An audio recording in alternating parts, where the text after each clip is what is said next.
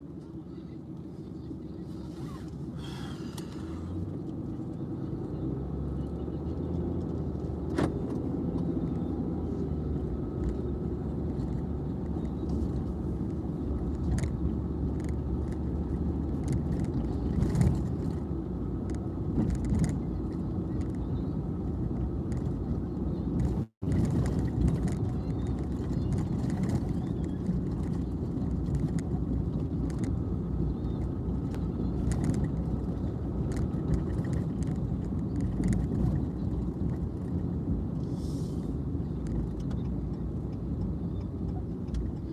come on, you're in the rush.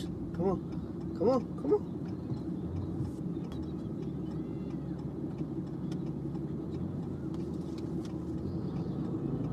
People in the rush, people in the rush. Alright, so look, I need to finish up. I know it sucked to break the video up like that, but hey, I got a limited amount of time. So, anyway, I was talking about, they was talking about, all the insurance and stuff like that. The price of $1,500. That's what I was saying. $1,500, the low end of the insurance. Alright, it's a lot of moving parts in there too. But back to what I was saying, the pros and cons of it, you know, it's a lot of stuff that you face when you have your own authority. You know, running off lowboard alone under your own authority, you ain't gonna make it long. I'll tell you that right now, you ain't gonna make it long at all. But so like I was getting my homie the breakdown, and I'm like, all right, dude, listen, you gotta pay for to establish your LLC. Once you get your LLC, you know, you can apply for your authority. Alright, it's two different parts to the authority. You got your DOT number and you got your MC number. Once you apply for your authority and you get your DOT number, which it takes 21 days for it to be active, alright, you can run intrastate in your state that your business is established in, or whatever state you got your authority active in. Alright, once you apply for your MC number and it's active, then you can run across state line. Like my little brother. But you have to have a bare minimum of $750,000 of commercial insurance coverage before your MC number could be active. Your BOC3, all that crap have to be on file. Which you gotta pay for all that crap. Alright? Commercial insurance is in 3 sections. Every insurance company does not write the 3 policies. Now you got companies like Progressive or Audit that write all 3 policies, but you got people like Progressive that's charging so much that you can't even afford the insurance.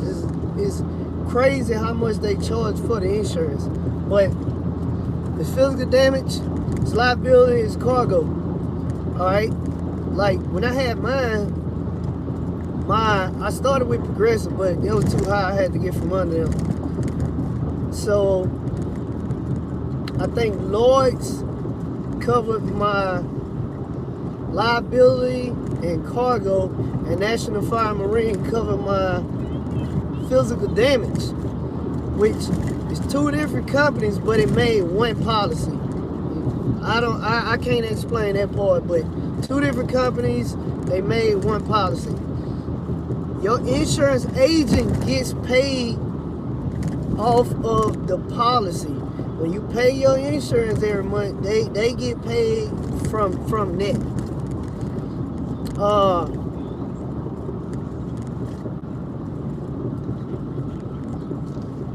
With commercial insurance, you can either pay, for example, say your insurance is $20,000 a year, for example. You have to put 20% of that down. Unless you got $20,000 to just drop on insurance, you got to put 20% of that down, which is $2,000, and Once you pay the $2,000 as your down payment, then the other $18,000 of that policy is financed with whatever company is going to cover your insurance. And you make a total of 10 payments. Your insurance is for 12 months, it's for 1 year, but you only pay up to 10 months. And the last 2 months you don't make a payment. So that's how that whole insurance thing works. But daily, what you have to do daily is keep files of everything, like your logs, how many miles you ran total, how many miles you ran per state, the states you got fuel in, keep your fuel receipt, what states you got fuel in, how many gallons you got total, before and after. You got to fill out paperwork before you even book a load. You got to fill out a carry package, call insurance company, bop. Call insurance company, get certificate holders, send in letters of operating authority. So you're doing paperwork before you get the load and after you get the load. And you still running the load. But you have so much paperwork to do daily that if you're trying to do it yourself, you're either going to get behind on paperwork or you're just not going to be running too many loads because you're stuck doing paperwork all the time. So it's a lot of moving parts. You got to pay for UCR fees, $22.90, which is heavy highway taxes, if the filing every 90 days. Something else I'm forgetting. Oh, to have your RRP account for your portion tags. Man, it's a lot. Oh, your drug consortium. And I forgot how often you pay that. I don't remember if it was monthly or every quarter. I don't even remember. But you paying that. That's a lot. This is all the stuff you paying like all the time. On top of a truck note, trailer note, insurance, and all this other stuff you gotta pay. Fuel is gonna be your biggest expense. So you got all this stuff that you gotta pay, and the loads already ain't paying that much money. So you tell me what's more beneficial. At this moment, I personally don't see having your own authority being super beneficial unless you have a direct customer and that customer is paying you on time. Like straight in your hand, no middleman, no nothing. That's the only way I can see you winning with your own authority. Because trying to run loads off load board and think you're gonna survive, man, you're gonna drown. Eventually, you're gonna give up. Some people keep fighting until they dig themselves deeper and deeper in debt. Unless you live like in a hot area where there's not a lot of trucks and they really, really need trucks and they're gonna pay top dollar, then you know you good. But that's not. Golly, this school bus flying through these apartments like this.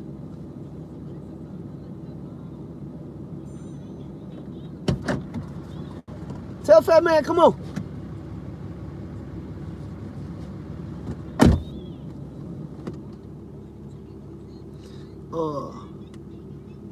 Bradley, what's happening? Buy a truck and just lease on. I don't say just lease on. You have to lease on to the company that's gonna work for you. And in the process, if the end goal is having your own authority, while you leased on, you need to be trying to build relationships to the point it's going to lead you into having a direct customer with no middleman. So if you want your own authority, start out leasing, build relationships, and get a customer locked down before you apply for your own authority. And you got to make sure all your expenses is low. Your fixed costs need to be super low. Man, what's up with this phone? I can't even read the messages.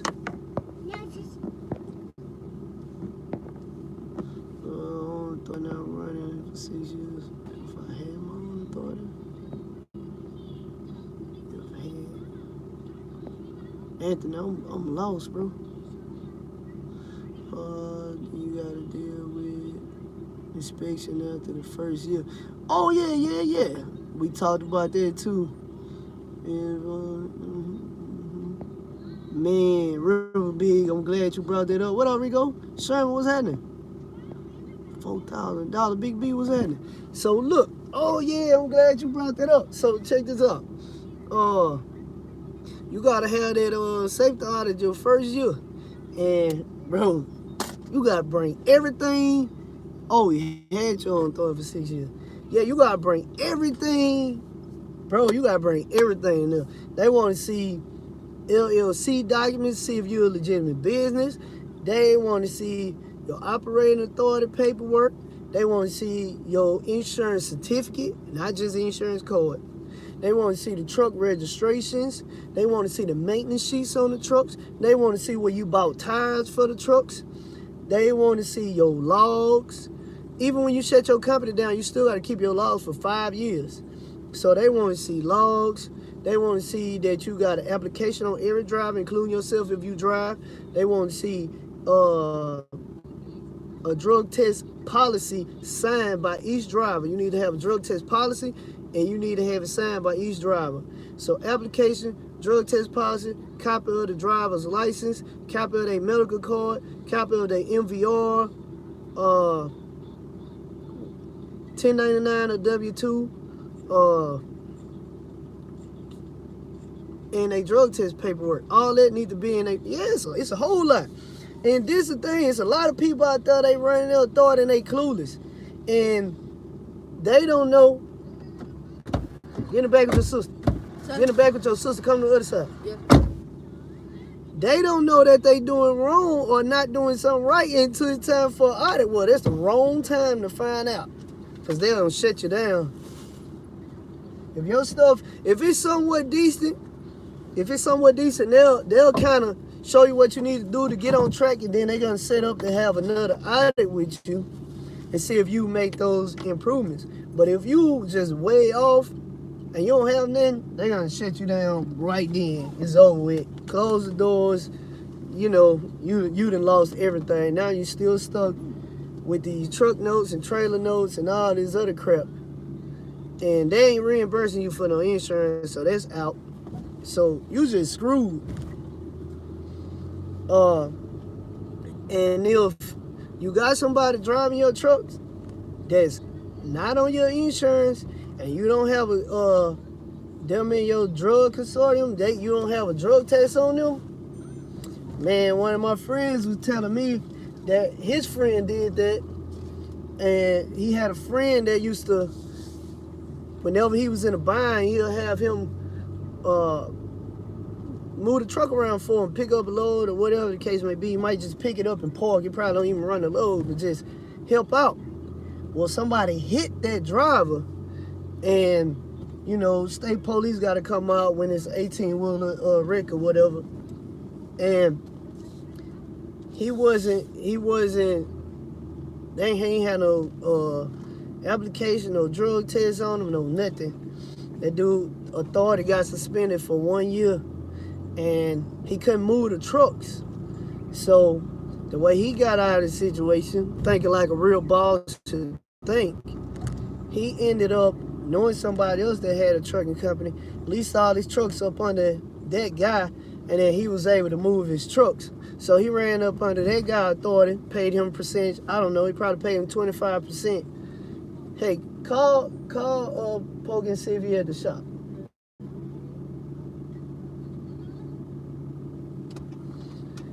And I don't know, he probably paid him 25% to lease up on his authority or whatever, but he had to do that for a whole year.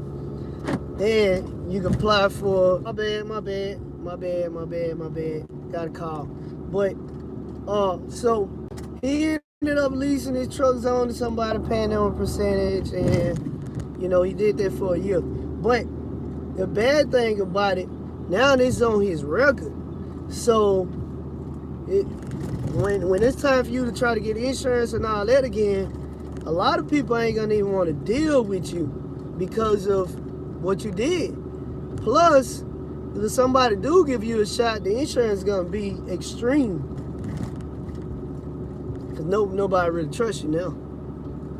Your safety score is gonna be high, so you're probably gonna be getting denied loads and everything like that. You know, it's like a domino effect. Once one thing go wrong, and it trickles down big time. Running a trucking business is so complex. It's extremely complex. So my friend I was talking with about this whole situation, he was like, well, do you feel like 35% is too high to be paying Landstar? I'm like, yeah, I do feel like 35% is too high. So he said, well, what do you think a reasonable percent is? I said, man, what? Hello?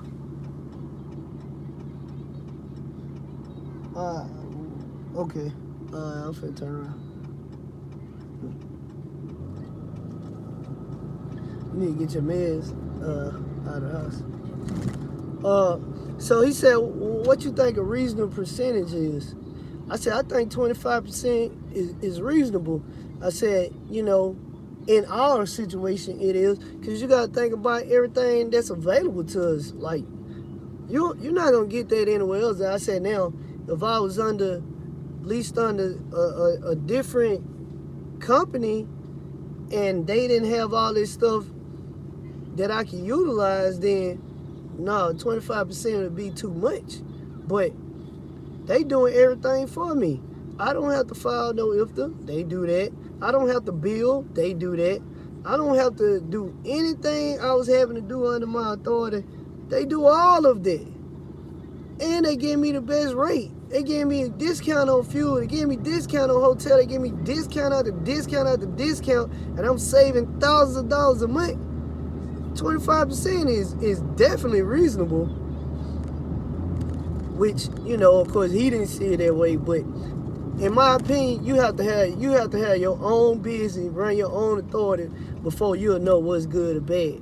Because if you don't have nothing to compare it to and you just going by what people told you, well, my friend said this and this friend said that, I don't care what that person said. Until you lived it, you wouldn't know. You know,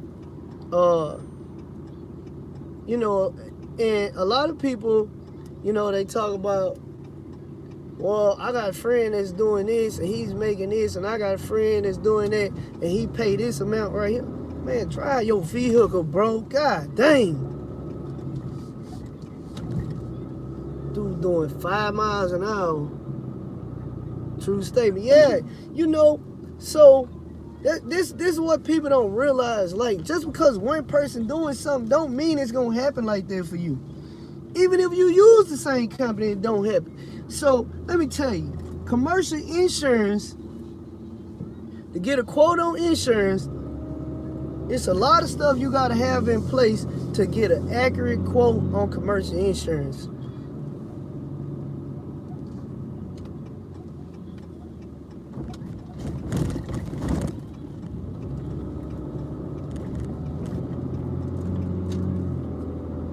Oh, you gonna stop at a green light? The light green, bro. What is you doing? Man, these people bagging up on the interstate. They doing all kind of weird stuff right now. You gotta watch everybody. Yo, but so to get commercial insurance, let me tell you everything they need to know before they give you an accurate quote. And that's why I tell you, you and somebody else can go to the same insurance company and have two totally different quotes. All right? They want to know, everybody keep calling me. They want to know how long you had your CDL. They want to know, they want to run your MVR, make sure it's clean. They want to know where you're going to be running to, how many mile radius, 300, 500, whatever, what states you're going to be running in. You know, if you got other drivers, they need all the same information on them. They want to know what type of equipment what type of freight you're gonna be hauling. They want to know your year, make, and model of your truck and trailer. They want to know where you park it at.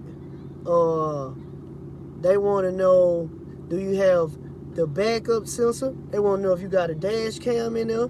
They want to know if the place where you park at, is it secured?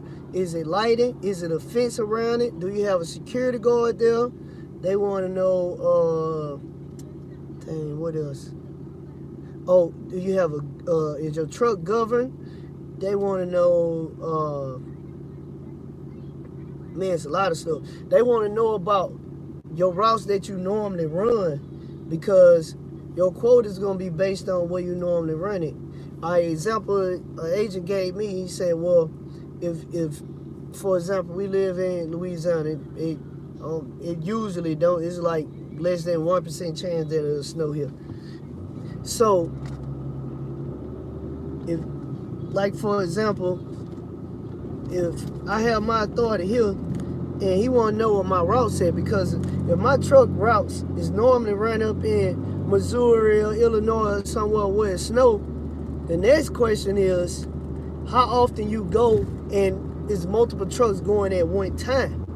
The reason being is because, all right, just say all three of my trucks would have been running up to Wyoming at the same time in the wintertime, snowstorm, and then it's a pile up on I-80. All three of my trucks get in a wreck at one time. Now my insurance company looking at all the money they finna pay out after they do figure out how they gonna pay, and they pay, they gonna drop me right after that.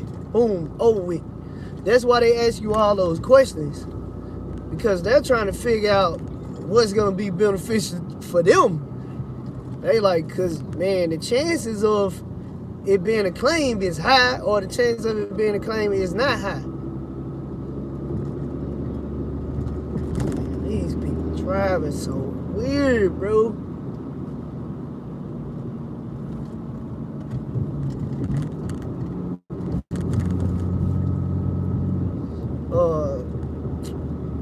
Man, it was something else I was trying to remember. I can't even remember.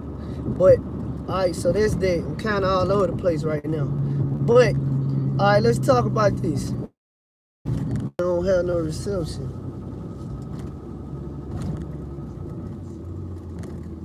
Man, I just don't have no reception in this part of town. It just sucks, period.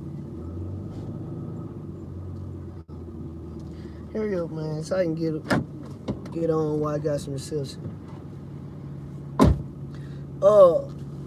So there's that. If you been, dang, I think my phone about to die. God dang it.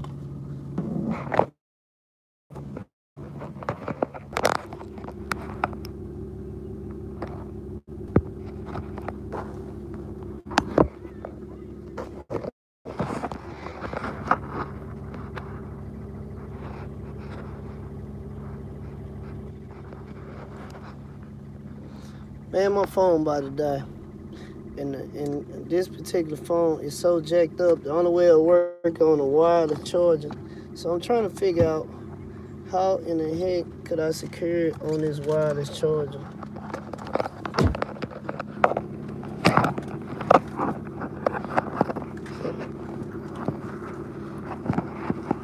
Y'all give me a second.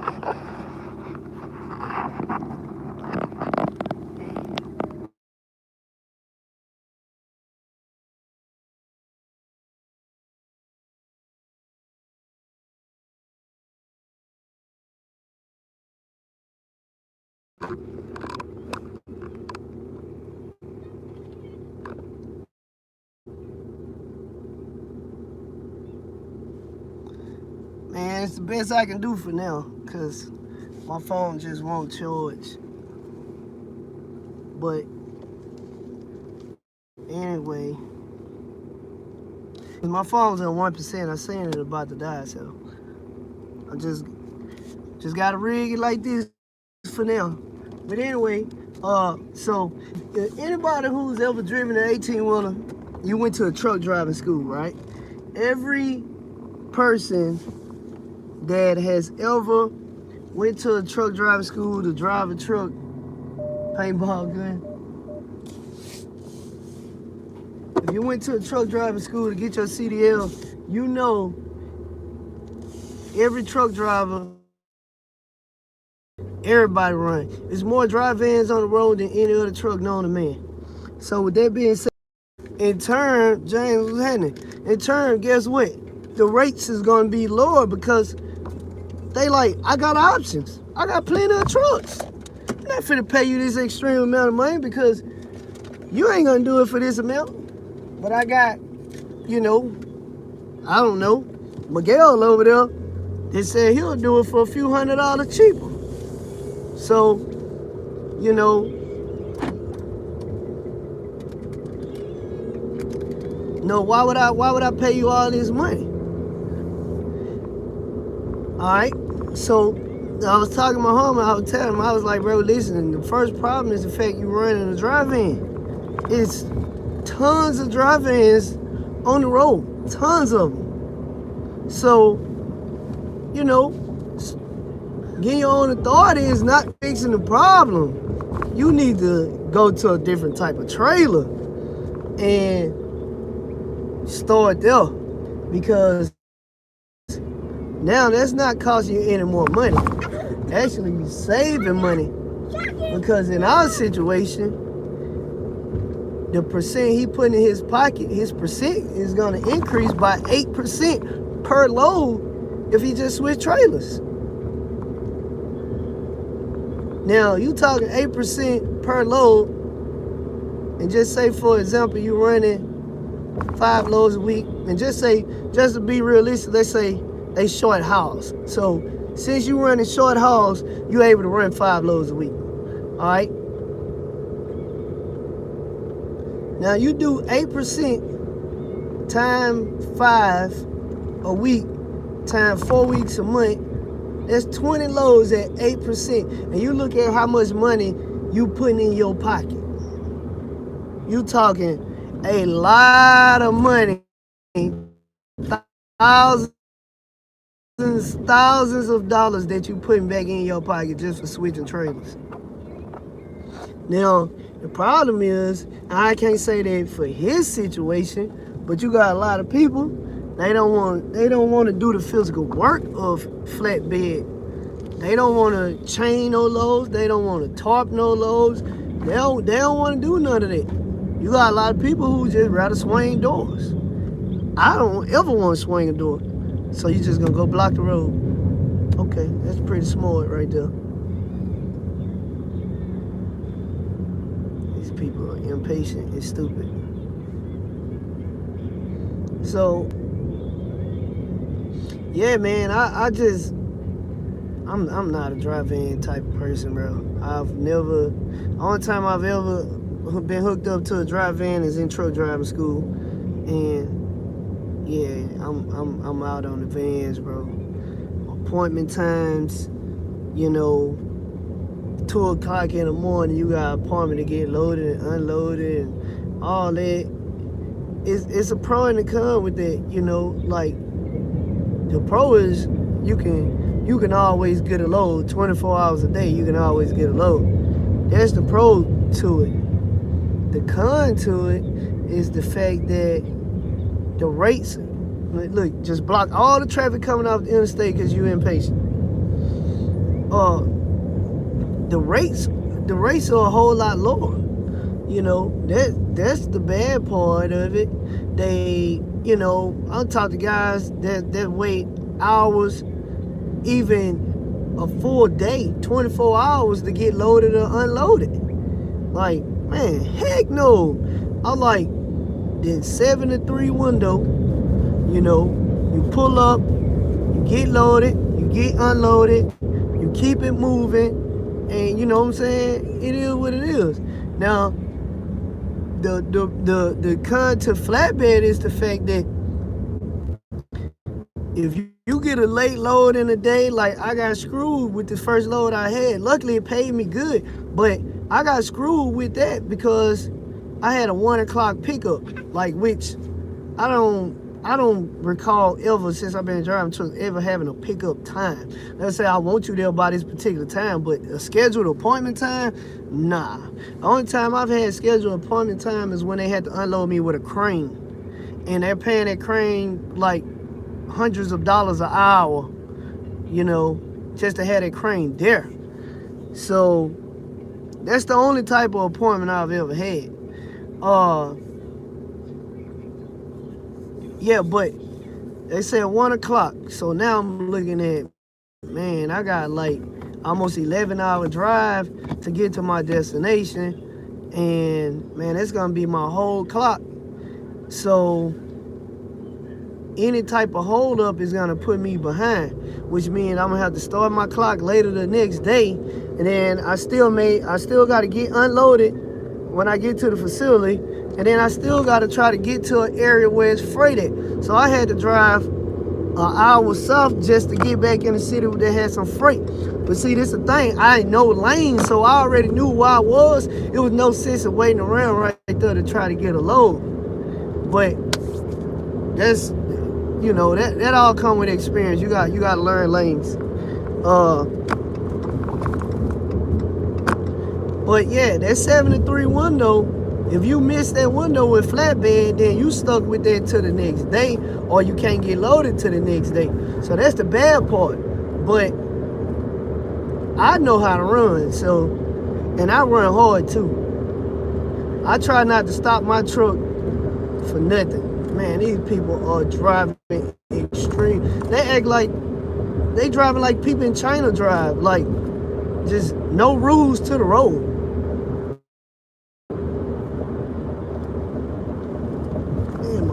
Bag hurt. Man, these people are going crazy right now.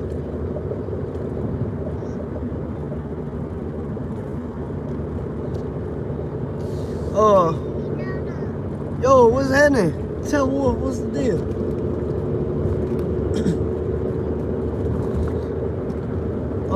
What I was talking about? Oh, pros and cons, dry van versus flatbed. Yeah. So, yeah, but like I say, man, a lot of people don't want to get out there. They don't want to talk no low. People who do flatbed don't want to talk. I don't want to talk most of the time. But depending on what they say in that low pen, you best believe I'm going to be out there with a smile on my face talking that low. You know, yeah, man, you know, you out in the cold and all that stuff working. Your hands get cold, it get numb, it be hurting. Feel like freaking beads on your hand. And getting them same tarps. Okay, you say something about getting some tarps or something? My bad, I can't say it right now. But yeah, so yeah, it's more work. I ain't gonna lie to you, but they paying you for it though. That's the thing. If I gotta run all these miles, that you know, I talked to. I had several guys I talked to. You know, was telling me the rates they getting on lows, like the average rate. Man, I got one that's paying $1.60 a month. I'm like, what? Bro, I don't even crank my truck up for nothing like that. Like, my truck is not even, man, listen, I've been on the phone trying to get loads and, you know, the rates were so low, I ain't even tried to negotiate with them. I just hung up in their face. I'm not even finna play with you. I'm not even finna have a conversation with you if you talking crazy on these rates. Guy called me one day with a load. He was like, hey, I see you in this particular area, which I wasn't even in the area anymore. But he said, hey, I see you in this area, and I got a load picking up wherever it was picking up at. And I was like, oh, yeah? I was like, shoot, what is paying? He said, man, I got a good rate on this one. It's paying, what he told me, $1.34 a mile or something like that. I laughed. I was like, what? Man, yeah, $1.34. I was like, all right, click, hung up in his face. man, don't call me disrespecting me like that. That's pure disrespect. Nobody finna call me and ask me to do nothing. And then I had another one tell me, hey, I got a load, it's a Porsche, you know. Bro, listen, I don't want to have no conversation about that either. Don't tell me you gonna pay me low because it's a Porsche. I don't even want no Porsche on my truck if that's the case.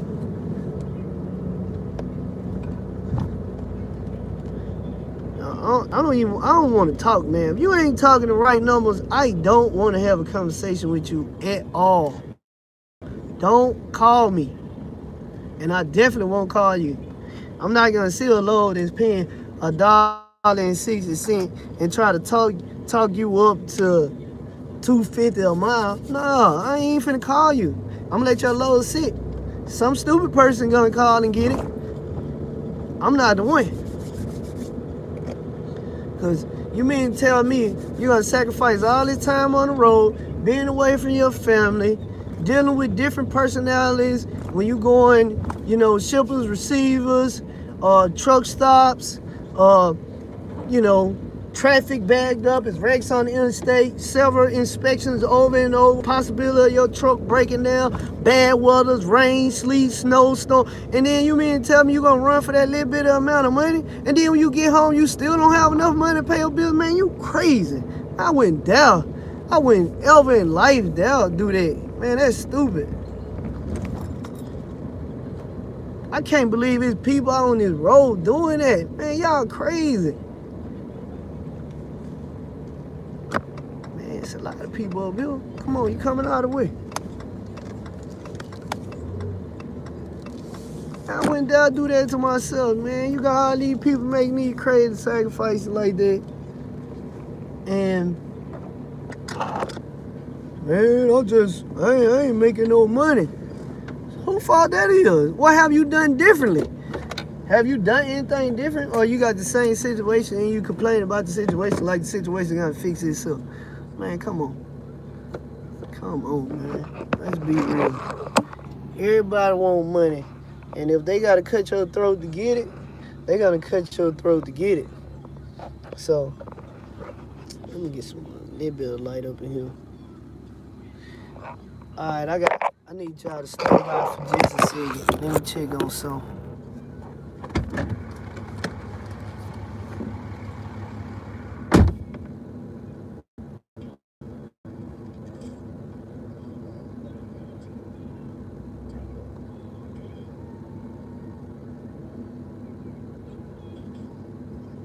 It's Jersey.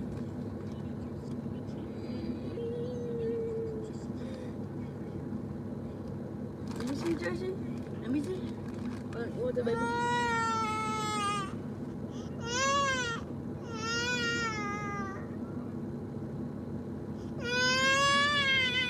Here you go, Jersey. Here you go, Jersey. Jersey. Jersey. Jersey. Give me a hug. Give me a hug. Give me a hug. I love you. I love you. I miss you. I miss you, Jersey.